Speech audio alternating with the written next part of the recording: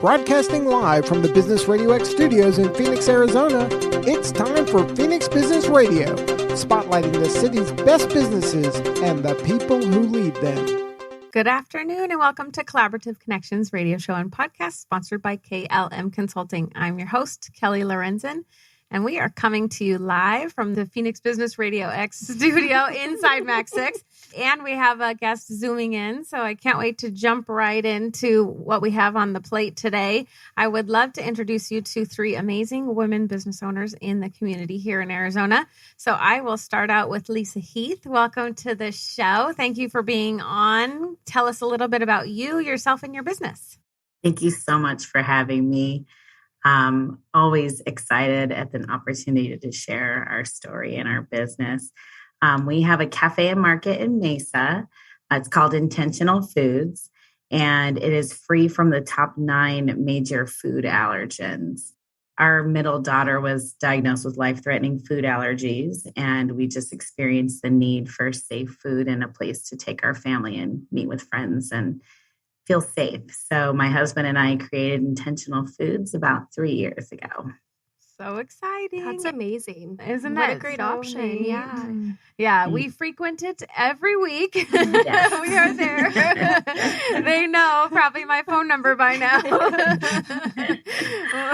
when we call in. Well, thank you so much for being on the show, Lisa. And next we have Jen Burwell. Welcome to the show. Hello. How are you? Good. Tell us a little bit about what you're up to these days and what you have on the horizon. Yeah, absolutely. Thanks, Kelly, for having me. Jen Burwell, founder of Mother and Founder Co. Recently launched in January and official. There's been a lot of officials. This summer, I am fully on my own, and I've been at Max 6 for 8 years and surrounded by wonderful entrepreneurs. And I just kind of drank the Kool-Aid finally and was like, hey, I need to do this on my own.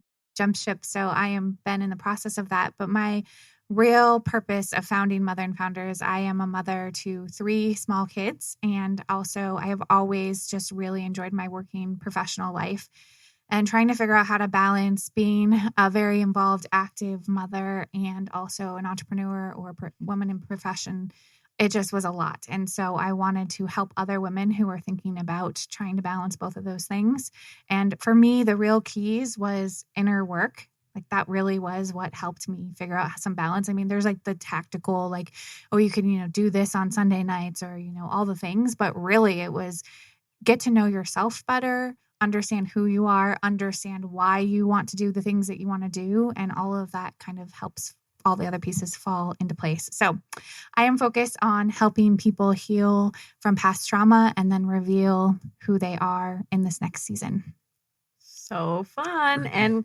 And we've got to work together. Jen's a client of mine and got to work together on a recent project. And I love being surrounded by other business owners who are so good at what they do and so passionate about it, about helping others. It makes my job very easy. Well, thank you. It's been great I could say the same thing about you, Kelly. So well, thank you so much. And our last but not least guest, we have Alyssa Leon. Welcome to the show. Thank you so much for having me. I'm so excited and nervous. I am the owner of Cherry Blossom Doula Services, and I started my business 8 years ago. It has evolved from a passion that was in my heart that I really had no experience with. And over the last 8 years, it has evolved into a team of 11. And being able to provide resources and hands-on support, helping families in the prenatal period, during their labors, and postpartum transitions has been incredible. And now that our team is larger, we're able to continue giving back through scholarships and offering free classes and other resources, just not serving, privileged clientele, but really our community in a whole. Also being able to provide full-time positions for single moms, that's also something that I'm really proud of. That's awesome. Aw, I love that. There's a common thread, which is why I had you all here.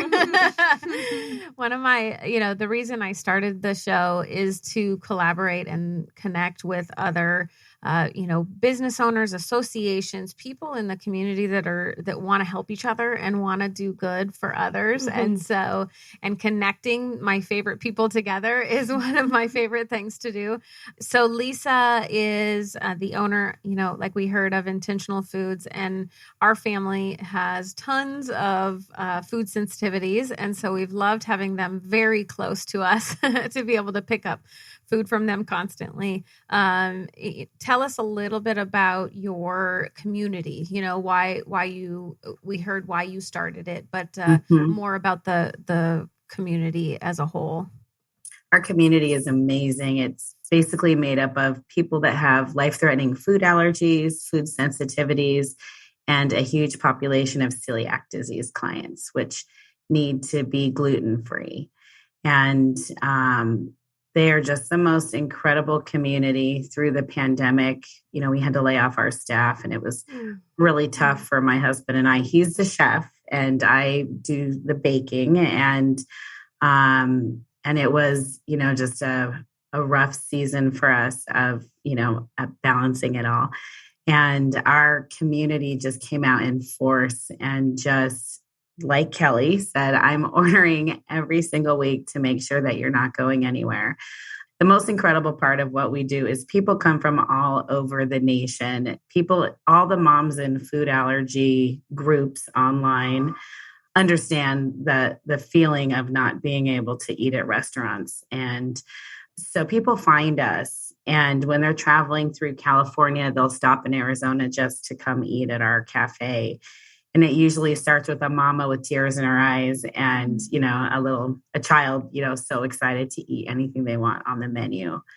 So it's very special, and it just fills our cup to be able to feed these families and to have the siblings taking bites of each other's food or trying, the parents' food. I mean, it's just such an incredible experience, even just being on the serving end of it and being a part of it.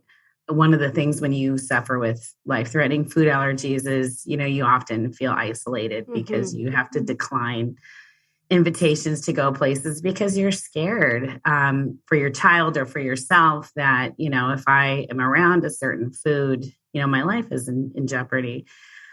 So it's just such a pleasure to, we all walk this journey of understanding the fragility of life. Our children understand it. We understand it as parents. And when you meet new families that are, have the same struggles as we do, we all just have that in common. And it's just a beauty to serve them. So I have a question.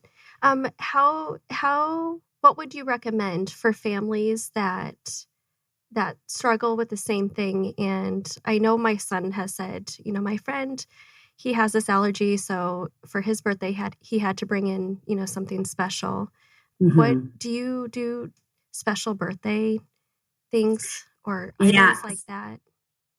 Yeah. So we have a little market inside of our cafe. We always have sweet treats and pastry items. So often what I love is when people are having a birthday party for their child, they'll come here and grab a donut or a cupcake or something special for the kid with food allergies. And it still melts our heart to know that, somebody's being included. Yeah. And that it came from the birthday party mom and not from their own mom.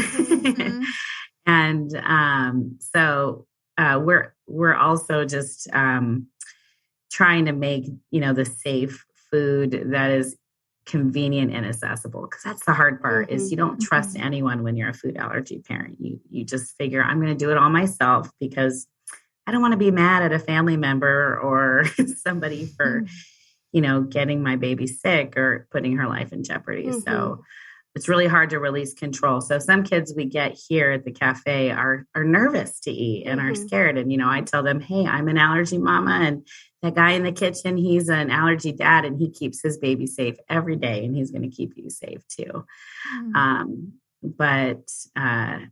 Yes, so we always have sweet treats here that people can always grab to include those allergy babies. That's Aww. wonderful. Mm-hmm. And I also wanted to ask, how is it working with your husband? Because I know for me, that would be real interesting. I know. I think the ultimate test was the pandemic, and he just kept playing just the two of us. He just kept playing that song. I'm like, honey, knock it off. But we're used to working together. Before the restaurant, we started a vacation rental management company.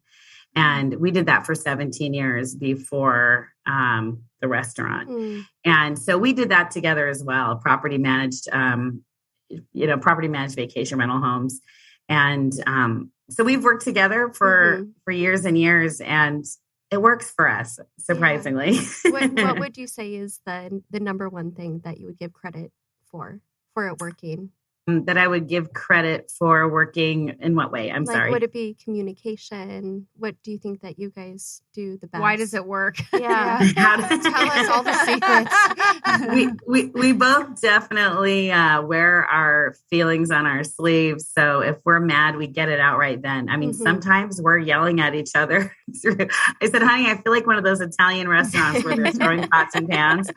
That happens sometimes, but we do get it out and then move right along. And at the end of the day, I think we both just realize that we're just trying to do the best we can, and we have the same goal in mind of like, let's just get this out and get it done and do the best we can. And I think our just being able to get any irritations out immediately and in front of each other and not bottling anything up is what makes it work, So much better, I think, for any relationship. I was just talking earlier today to my mom and brother about that. Like, just get it out. You say, we're like trying these new things, right? As families, like, hey, that sucked. Like, exactly. And just say, say it instead of thinking like, why did they say that to me? And you have a million thoughts and then you go, why in the heck? And then it's later, you're going to have to go to see Jen for trauma therapy because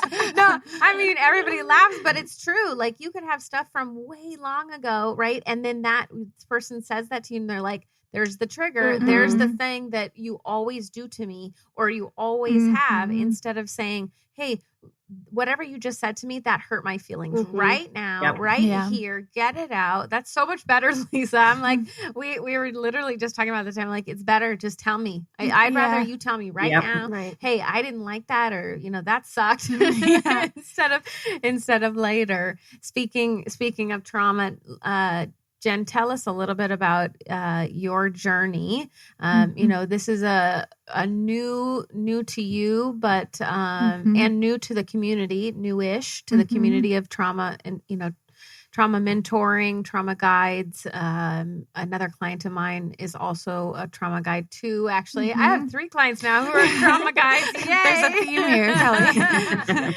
Yeah, that's exciting. So for people who don't know what that means, we all know it's good to go to counseling, right? But people don't know what trauma mentoring is. So give us a little bit of background on your leading into it, sure, and what it is. Yeah, so we could be here for like 5 days because it's kind of a long story, but I'll try to tighten it up. So I guess where it starts is I had a really difficult childhood, like really, really difficult, experienced abuse, and my parents got divorced at a very young age, and it was very difficult and traumatic for my family, all sorts of things. And I never really dealt with any of that, right? Like, you just kind of like my way of coping with it was, all right, well, I'm going to get to an age where I can move out and move on. And so I have always worked since I was 14. I got a job. I saved money. I moved to ASU. I graduated high school from 3 years, 1 year early, went to ASU at 17 because I was like, I'm getting out. I'm moving on. And so then, life happened. I got my first job. I was an interior designer for some period of time. All of the things. I never really addressed it. Then I got pregnant with my first. And that was, if you would have known me in my 20s, I was the person who said, I'm never getting married. I'm never having kids. I'm going to travel the world and do my own thing because that's what I want to do. And then I met my husband. And of course, all the things changed. And 1 year into our marriage, we are welcoming a beautiful baby boy. So through that period, there was more family stuff that was happening. And as I was pregnant, I had a lot of fear around whole, like, what's going to happen, pregnancy, all of that. And everything kind of came out. And I ended up having a very, very difficult birth. I was in labor for 5 days. My original plan was all natural, no medication, like, all the things. And I ended up with every intervention that with all the things. With all the things. Yeah. And so it ended up in an emergency C-section, and I ended up feeling like a failure. I ended up having some trauma going through that whole experience. And that really was the catalyst to, all right, well, I need to look at this, because now it's not just me. It's like, how am I going to show up as a mother for this little tiny baby, when in my head at that time, I was like, I can't even like birth him, quote, the right way, which now, as a healed person, there is no right way, and there's a million different ways. And I am able to honor the experience and the way that he came into this life. But that really set off a course of like, all right, I need to figure out what's going on. And so I started to go to therapy and process. I did EMDR, which is a type of trauma therapy processing. And it was really helpful. It helped me clear a lot of what was happening around the birth stuff. I worked on some family stuff. But at the same time, I got pregnant with my second, and my friend who had told me with my first, call Alyssa because she's an amazing doula and she will help you. And I was so overwhelmed with my first that for whatever silly reason, I just didn't. So when I got pregnant with my second, I called Alyssa and said, hey, I need some help here, and I want you to be alongside. So I did my work with EMDR, did all that processing. Alyssa was by my side, and I had the most magical birth experience that you could ever hope for. It was like everything that I'd ever wanted. It was like it was peaceful and all the things. And I was so excited. And I also told myself, like, holding my little baby, like, he's going to be my calm, gentle soul. Like, he was brought into this world so calm. He is a wild maniac. So he tricked you. So there's no correlation, at least my experience there.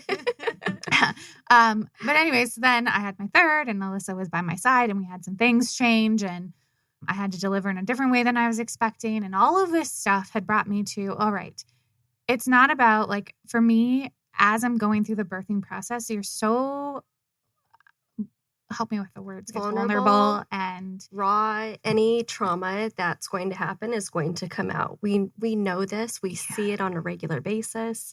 And so we try to, gently ask those questions earlier on too. And some women are in the space to acknowledge and to work on it, and some aren't. Mm-hmm. And then we see it, postpartum, how it can manifest. Mm-hmm.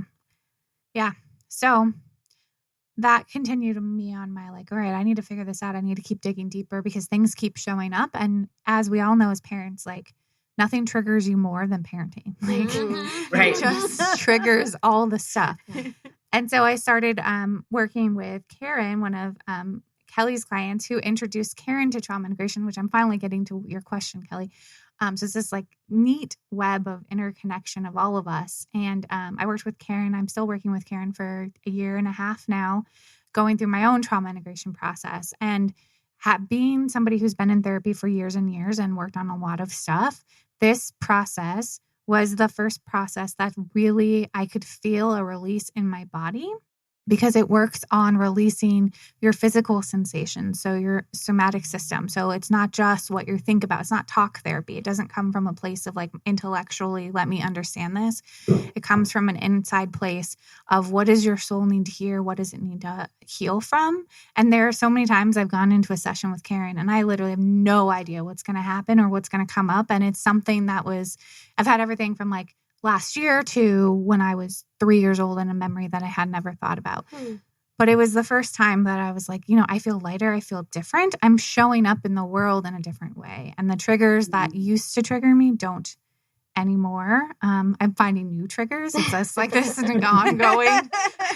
But it was also the first time that I was like, this feels like home to me. It feels like I am able to put some understanding of why I had to go through all the things that I've gone through. And it feels like this is what I was put on this planet to do, to help others alongside this healing process. And it's not me.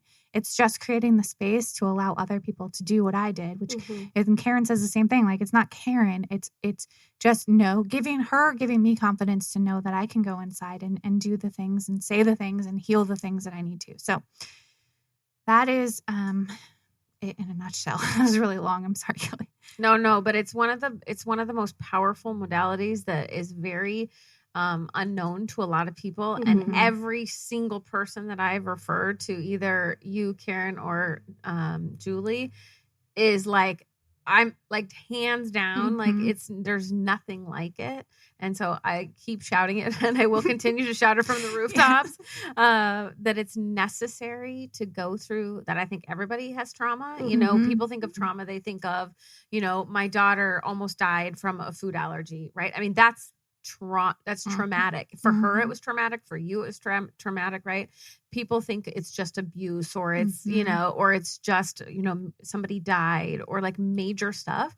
But it literally could be like, I was scared to walk into that restaurant.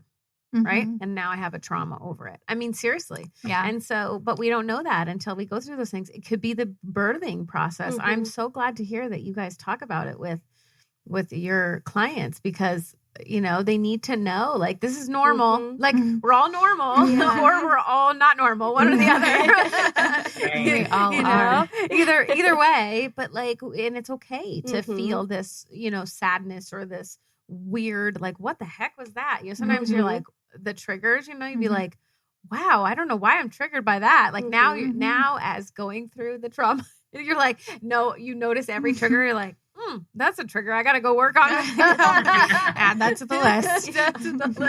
I love that you had posted recently, just along the same lines, how it is anything from something really minimal to something really big. Because I think for a lot of us, when we hear trigger, we think of like the big and bad. Right. And it can be all variations of that. Yeah, I think that is so important. And trauma can be such an intimidating word for a lot of people, but it really is. Like, somebody said something to you in kindergarten on the playground. Like, a teacher was mean. Like, it's all the things. And it's just because our brain wants to keep us safe. And so we don't process that, and it gets stuck in our brain. And then we don't release the energy in our body. And so it's just releasing. And the cool thing is like, once you've released it, it's gone. Like, it really dealt does. with. Yeah, it is like really dealt with, right? Like, even like the process of, you know, somebody like my grandma dying, she was 87. That's normal, but I was stuck, right? Yeah. And now I can say my grandma died.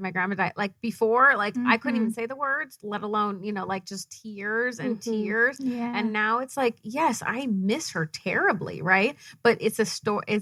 Like Julie says, it's like a story in a storybook, right? You just turn the page and you're like, that's part of my story.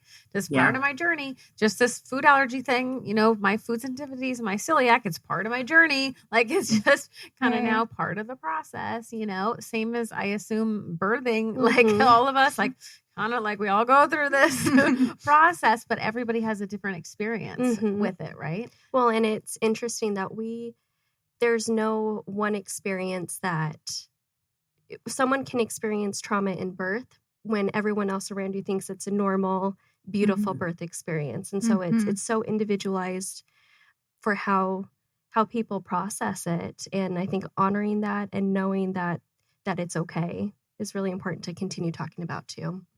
Wow. Yeah. Tell us about your practice and how people come to you in the first place. I would say most of our referrals are from other moms that we've supported, other providers. But what I'm realizing is there's still a lot of miseducation or no education around what doulas do. And doulas are a non-medical support person that provides education, hands-on support, and physical support during their pregnancy, birth, and postpartum time. So there are labor doulas, there are postpartum doulas. They're different. We support families in all birth settings. So whether you're a planned cesarean birth or a home birth, you know, and everything in between, it's really just making sure that you have knowledge, you have resources, you have education. So you're making informed decisions versus decisions being made for you because you didn't do the work to to learn more about, what options there are. I love that. Yeah, I think one of the things that's been so helpful in working with Alyssa and her team is doctors are so busy, or midwives. And so, right, you have like a short period of time and they are trying to give you as much information as they can, but they don't have time to sit with you for hours and hours and hours. And so having someone like Alyssa where you can, like, it's not to the level of you got to call your doctor. It's like, hey, I have a question, or can you help me with this? Or just somebody to say like, hey, it's going to be okay. And Alyssa helped me navigate a lot of some of the complications I had, and with just questions like, have you thought about this? Have you researched this? Like having a guide to like help you navigate this foreign world was just like incredible. Mm-hmm. That is incredible. I love that. It's kind of like at the end, it's the beginning of life, right? And the end of your life, like having a patient advocate. Mm-hmm. That's exactly at the end of the day what it is. We are not hired by the provider, so we have no, we're not getting spiffs for, referring moms to them. Our clients hire us, and we just want you to have the best possible care. And so we are really picky with our providers. We are really, particular with evidence-based care and consistent evidence-based care and resources. Oh, that's neat. And I bet the same for you guys, Lisa, having the understanding, like me knowing when I come buy anything from you, I know you guys have researched it to the hilt to know exactly what is in that, so that we don't even have to read the label, right? The only thing I have to ask is, does that have yeast in it, Lisa? Exactly. But other than that, we don't have to, we don't have to like constantly ask, are you sure? Are you sure? Every time I go to the restaurant, are you sure? Okay, again, there's no dairy. Are you sure? It's such a nice feeling. How do you guys source your breads and your, is it the same way? Like you just kind of research it, or how does that come? Yeah, we do a lot of research, and we stumbled upon, in regards to bread, we stumbled upon Bread Seriously, which is the brand we use from San Francisco. What we do with every single ingredient in our restaurant is we try to piece together a new entree, and then we begin the process of reaching out to whoever manufactures the ingredient, and we find out where it's manufactured, what is in the manufacturing facility. Obviously, we make sure that the food doesn't have the allergens in it, and then we make sure that the manufacturing facility does not. Once they tell us that the manufacturing facility is free from all of the 9 top allergens, then we require them to put it in writing and give us a certificate of allergens, which is a pretty traditional spec sheet. And that will list exactly what is, if there are any allergens in their facility, and what is not. So as long as it checks all the boxes that it's not in the facility, then we move forward with it. So it's crazy. Like our oil, we get it from California, and it's put on a big semi truck to come here. And it's the only one straight from Canada that we could find that didn't have soybean oil in the facility. And so it's really got really tricky. That probably took us the longest time before opening. That was the biggest project for us, was finding all the parts to the puzzle that, were manufactured in facilities that are safe. Isn't it so neat to be so passionate about something, because you, as a mama bear, right, is not going to let your daughter have that. Exactly. And now you get to be the mama bear for all of us, for who have the food allergies, like, Exactly. Oh, I know she's got it taken care of. I know she's done the research. To have that trust in people, just like, you doing your own trauma work first, and then now being able to do it for other people, or helping women who can also be entrepreneurs because you've done the work, Yeah. Same with you. Like having those experiences, it makes you just go, okay, yeah, I trust them because, because they've been there, done that. What is that say? What is that saying where they say you walk the road and then you want to leave the road better paved for those, in your shoes? I feel like we've all done that in the work that we do, just trying to help others that are, in the same boat that we have walked. And Jennifer, when you were talking, I just wanted to say thank you so much for just opening up and being so real and authentic with your journey. Like, how beautiful, for you to just put it all out there.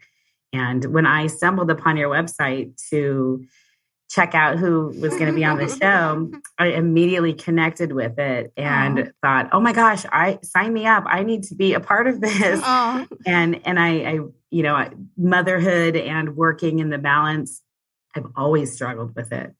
So how beautiful what you've started. I was just blown away and thought, wow, the fact that somebody even took the time to put that out there was incredible. So I just wanted to say, I look forward to working with you in the future as well.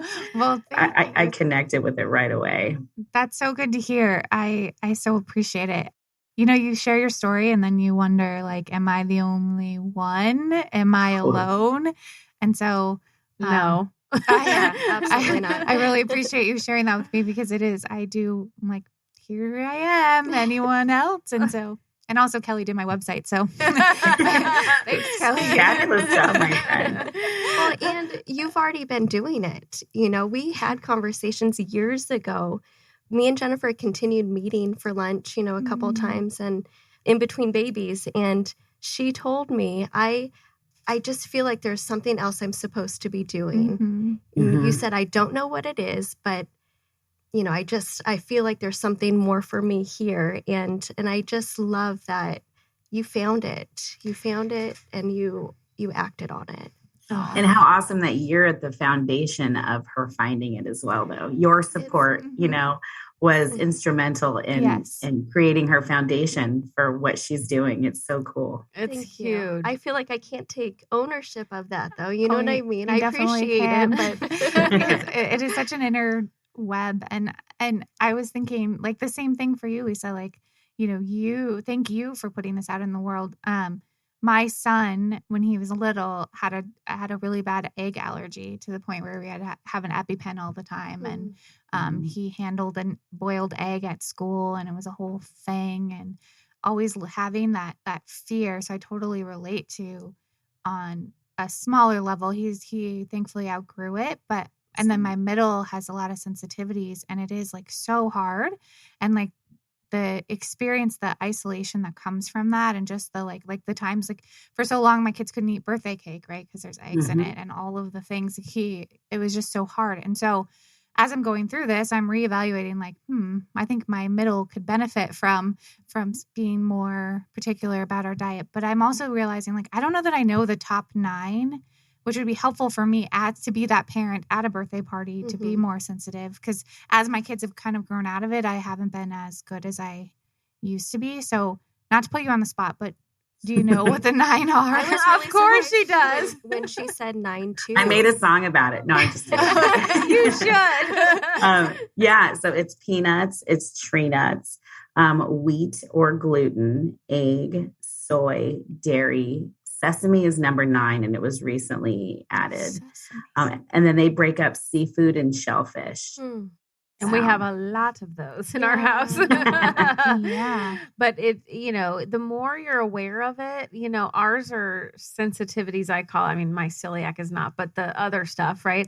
But they still affect people more than they know, and the more you become aware of it, like now we get food sensitivity blood work done to make sure, because we've done so well through this whole COVID thing. Yeah. I've lived, 2 of my family members have had it in the house and I haven't gotten it, and I attribute it to the more we put, good stuff in our body that our bodies like, or the more we put bad stuff in our bodies that it doesn't like, it's already fighting all those things. And then it has all these other things, like COVID and all these other things. Well, if it's already fighting all this normal stuff, how is it going to fight that? Right. So Exactly. It's been really cool to have the resources, to have the, even like gluten-free in the East Valley, like the Facebook group, to have or my Find Me Gluten-Free app, or, like these resources. That is really neat. I didn't know that existed. and Lisa's, always like, hey, because I'll say, what about coffee? Or, she's like, come get some from me. I'm like, okay, I'll just come buy everything from you. But it's nice to have the resources because then you don't feel like you're the only one, Mm-hmm. So it makes a huge difference to have this community. And again, why I invited you all here. Well, and we talk about too, gut health is mental health. And so how also is it affecting how our kids are doing, emotionally and all of that as well. And ourselves. Absolutely. I know I see a direct correlation, especially with my son when he's eating everything he wants to eat. And then it comes, out in other ways. Yeah. My middle, like if he has red dye, what is it, 40 or something? I literally can time it 45 minutes later. We are in serious trouble. And it's wild. Yeah. It's cool as they age, though, if you start talking about it when they're real little, like mine's 15 and 11 now, and they know. And now I'm leaving it up to them. Hey, you go wherever you're going to go. It's your decision. You know how it affects you. So you get to decide how you're going to deal with it, if you're going to have it or not. And he's like, ooh, red dye. I think I won't have that one. I know the drill. That is such a good point. What are the cross streets for your restaurant, Lisa? We're on Dobson and Guadalupe in Mesa. We're in the Pavilion Shopping Center. There's a Cornish pasty, a native grill, and Sugar Lips Cakery right next door. I know exactly where you're at. And what's your new? We're gonna move on a tiny bit because I have just this question come up. You are on the horizon of doing what? What's new? What's coming? Yeah, we've got a remodeling going on. We just got our liquor license. That's exciting. And we are learning all about allergens and alcohol. And that's been one of my stresses for my daughter is, what are we going to do when she's in her 20s? What if someone buys her a drink? What if my husband's like, honey, she's not you, first of all. So relax. She has to start being, way more cautious than you ever did growing up. But so we're learning all about that. So we're currently, we just added 950 square feet to our kitchen. So we've outgrown our kitchen. So we've been under construction and closed on the inside since last March when COVID began. Mm-hmm. And so our people are still on takeout and patio only, which is brutal right now for our people, but they're still sitting out there. We're like, we're so close. So we're adding on, we're creating a manufacturing kitchen, and we started a hot lunch program, and we deliver currently to a couple schools, and that's super exciting for us to give those kids some normalcy and to be able to eat hot lunch. And then at the end of this month, we begin serving ASU. And we'll be creating some prepackaged meals in their market. And then Chef will be cooking up 600 meals a week there on campus for the allergy kids. So we're so excited and so tired. I'm so tired. See how it's going to take off. Yeah, we're really excited. Need to hire back those people. Exactly. I was thinking too, how wonderful would it be to have, postpartum meal prepping for moms too and families? Yes, absolutely. And a lot of moms have to, remove dairy and soy from their diet when they're nursing. Part of our expansion is we're creating a room that has for cooking classes. So that'll be kind of fun too. And so that will, to go along with your meal prepping, that'll be super fun. We're excited about that as well. So lots going on, lots of construction, lots of action going on over here, but we're really close to opening our front doors. We're going to open once our new kitchen is done, which we have a final inspection tomorrow. So keep us in your thoughts and prayers.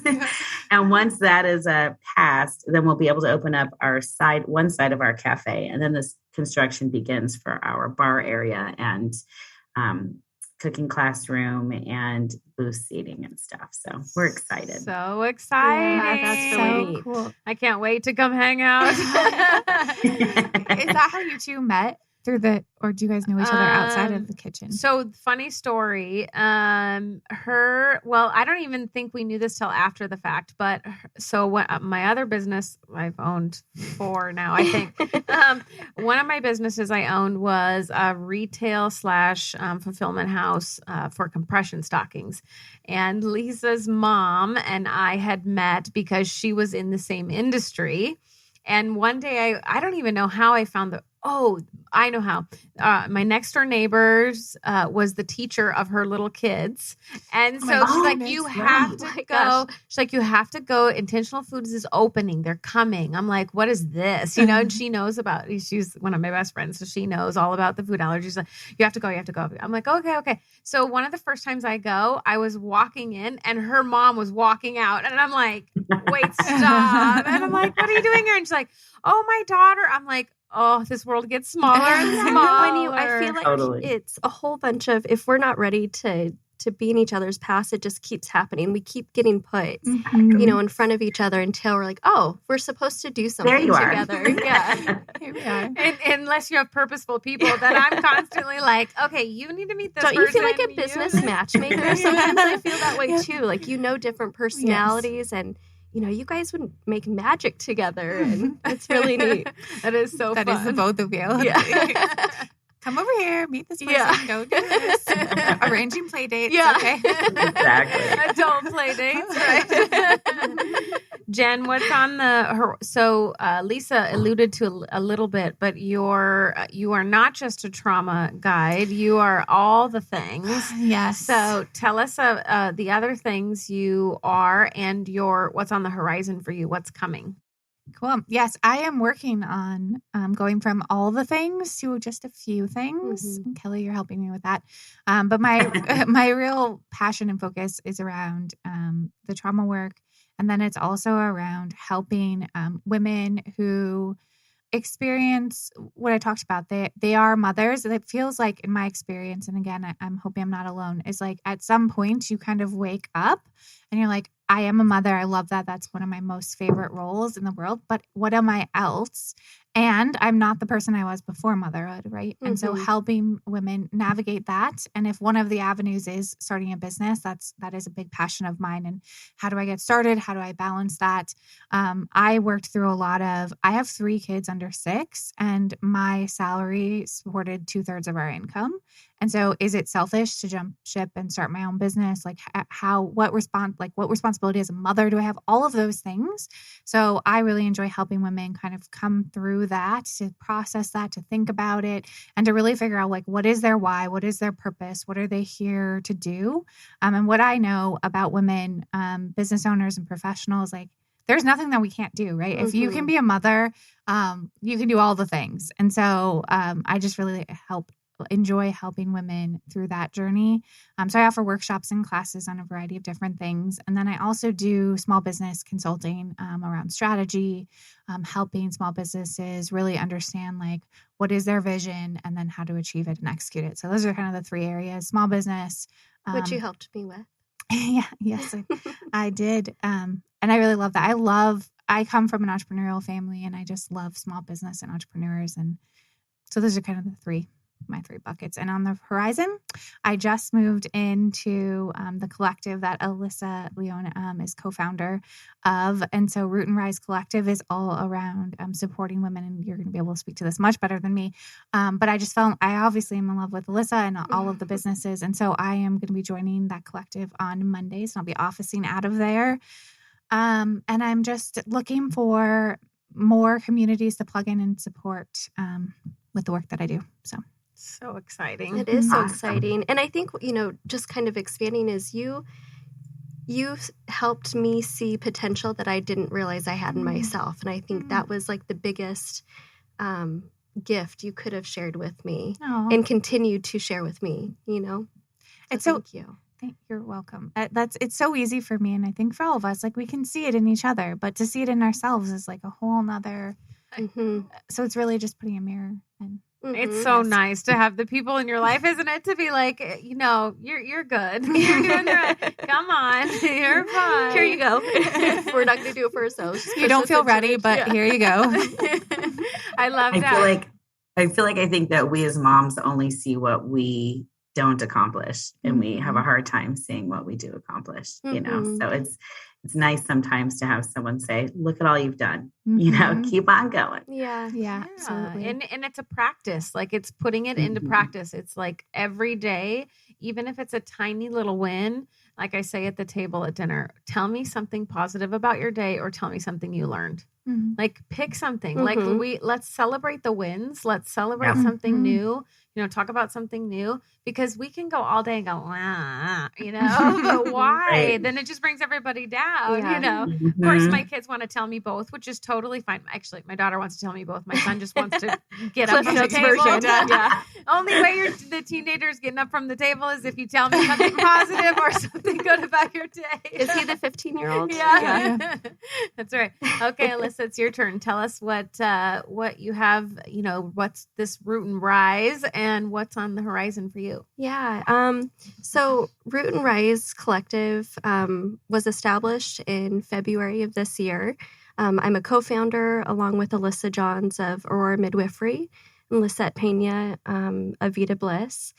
It's a funny story. I don't even know how I was working for over a year on a project for a wellness center and with other providers. And it was a project that it was like pushing a boulder up a mountain, and everything was hard. And I loved the women, you know, that I was collaborating with, but it just, as time progressed and COVID happened, you know, March of last year or February of last year, when things really hit the fan, it allowed me to realize what was important and if our values were aligned, and it wasn't. And so stepping back was one of the hardest decisions I had made professionally, because I'm really, once I say I'm going to do something, I do it.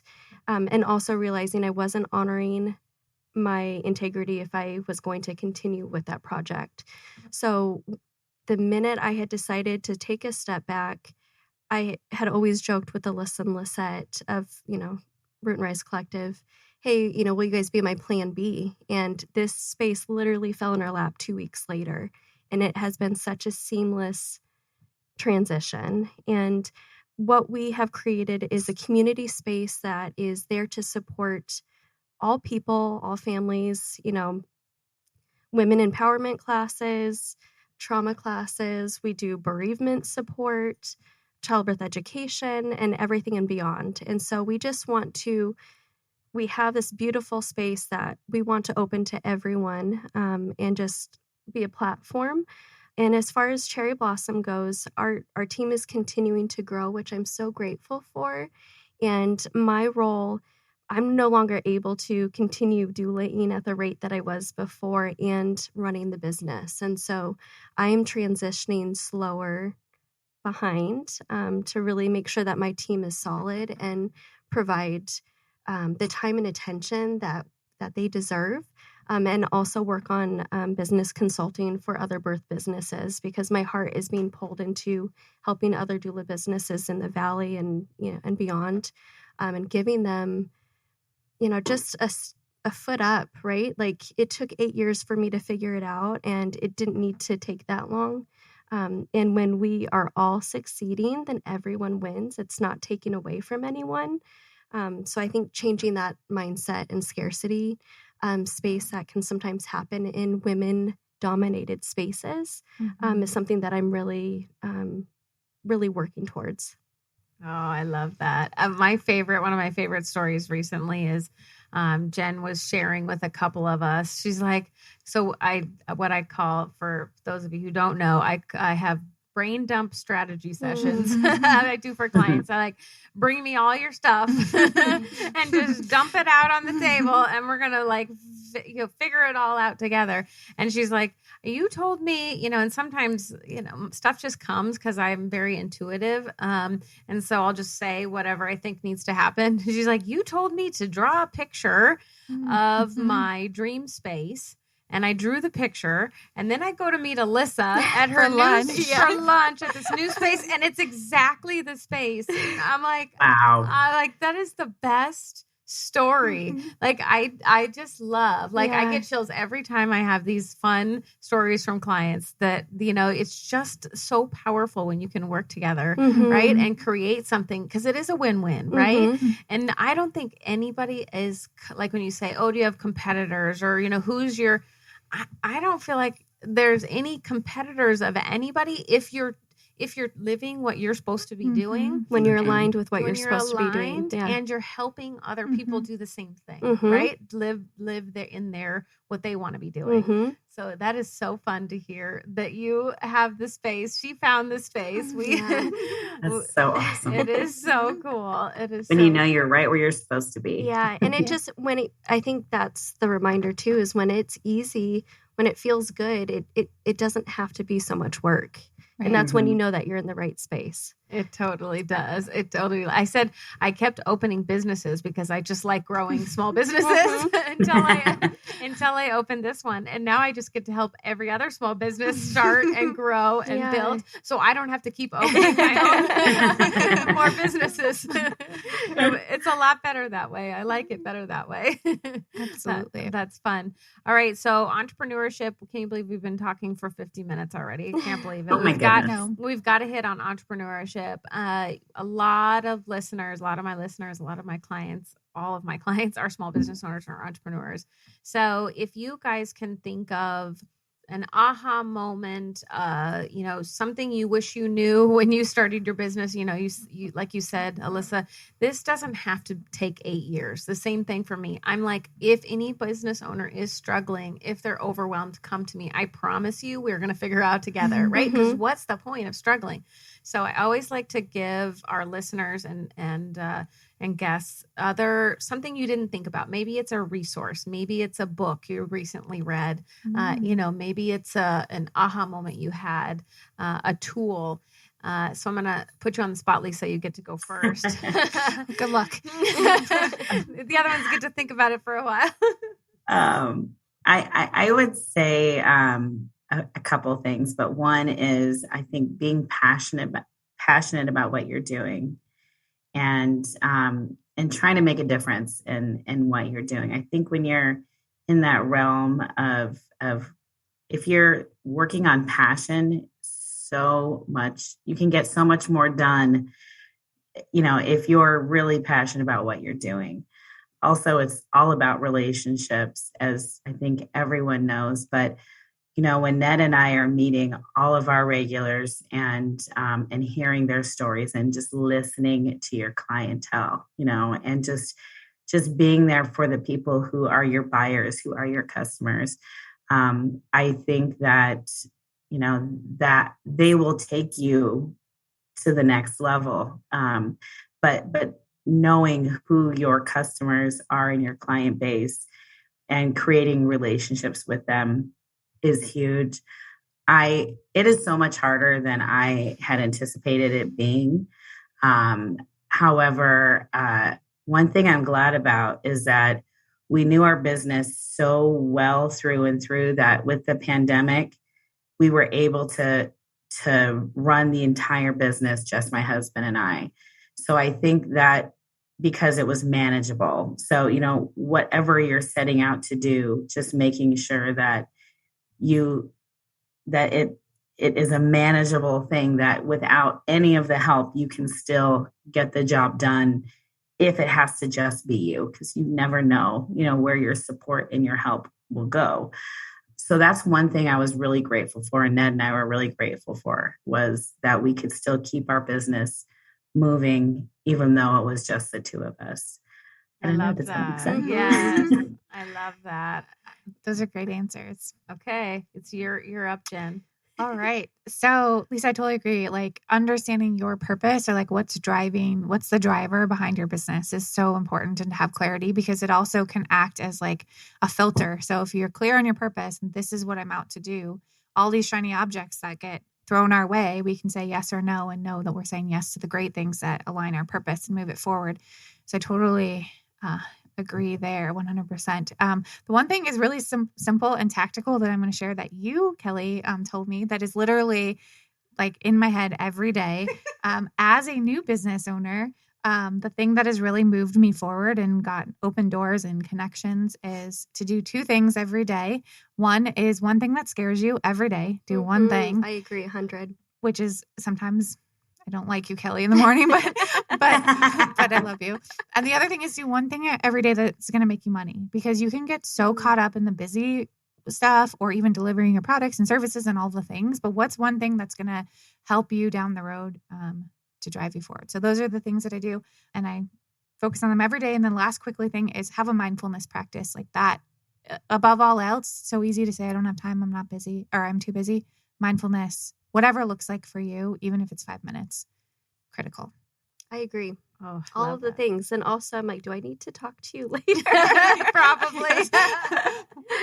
I feel like, just believing that you're deserving or that you're worthy of success is what I have found with my starting the consulting side is the difference between the people that are actually showing up and doing it. It has nothing to do with their experience or how much money they already have or any of it. It's if they're confident in themselves and that they are deserving of success, then it'll happen. So I would say that, and also be okay to start with what you have. So for me, I was starting off hustling free childbirth education classes at Babies R Us for an hour for free. And I was just reminded of that today, that I continue to put myself in uncomfortable positions, not because I love being uncomfortable, but because I'm willing to show up, I'm willing to educate, and I'm wanting to make a difference. And we can't do that if we're sitting at home doing nothing or sitting at our 9-to-5 hating life, because no one's going to win. Our families aren't going to win, and our souls die. That's what it feels like. Oh, and life is way too short. Life is way too short to sit in anything that you are not so passionate about and doing what you love, because it's going to get you through so easy. All right, here's mine. Do what you love and outsource everything else. So true. No more baking for me. Kelly said. Kelly said, Lisa, I don't know. You don't have to do baking anymore. Although I do love your cookies, so that'd be hard. No, I love that though. You can train. You can train people. Yes, you need to know everything about your business. You need to know how to do everything. That doesn't mean you have to do everything. There is no reason. You will be happier and you will make more money if you stick to what you're good at and what you love and what you're passionate about, and outsource everything else. Yeah. It makes such a huge difference. Well, I am so thankful for all of you ladies being on, and I know you're going to be great resources for each other and for everybody listening. So tell everybody before we go where we can find you. So Lisa, I'll start with you again. So our cafe is located on Dobson and Guadalupe. We're 1837 West Guadalupe Road, number 103. Our sign says IF Cafe and Market. And our Facebook and Instagram all just is under Intentional Foods. Exciting. Thank you so much for being on. Thank you for having me. You're welcome. Thank you. I can't wait to hug you again in real life, right? Instead of just here's the thing. I can't wait for all. I love hugs. I'm like, I just want to hug everybody. Me too. All right, Jen, where can we get a hold of you? motherandfounderco.com is my website, and Mother and Founder is my handle on Instagram and Facebook. And I'm most active on Instagram, so you can send me messages there and reach out. You do so good with that. All right, Alyssa, your turn. Where can we reach you? So Cherry Blossom Doula Services, and our website is cbdoula services.com. And Instagram at Cherry Blossom _Doula. You can also look up Root and Rise Collective. We're located in Mesa. Oh, I love that. One of my other clients is trying to put together a collective of people. Ooh, I can't wait to tell them about you. I love the name. I do too. Thank you. That's a great name. All right, everybody. Thank you so much for listening to Collaborative Connections radio show and podcast sponsored by KLM Consulting. Do what you love and outsource the rest. Until next time, happy connecting.